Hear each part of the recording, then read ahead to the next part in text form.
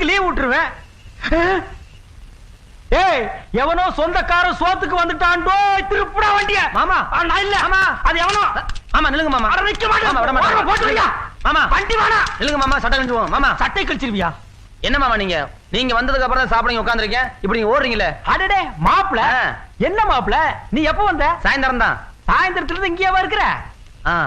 பாரு மாப்ள, உனக்கு எனக்கு கொடுத்து வைக்கல. ஒன்னா உட்கார்ந்து சாப்பிடலாம்னு நினைச்சா அதுக்குள்ள கடையில் ஒரு வேலை. நான் அவசரமா போயிட்டு வந்தேன். அப்ப நானா ஊருக்கு போ. நீங்க போயிட்டு பாருங்க. அது சொல்ல முடியாது, விடிஞ்சாலும் விடிஞ்சிரும்.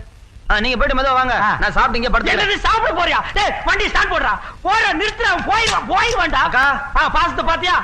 உள்ள பூந்துறாடா, பூந்துருவான்டா. அத்தை, மாமா மச்சான் வந்துட்டு ஏதோ வேலை இருக்குன்னு போயிட்டாங்க. எனக்கு பசிக்குது, வந்து சோத்த போடுங்க. ஐயோ, கடைக்கு நாளைக்கு போய்க்கலாம். இன்னைக்கு இத கவனிப்போம்.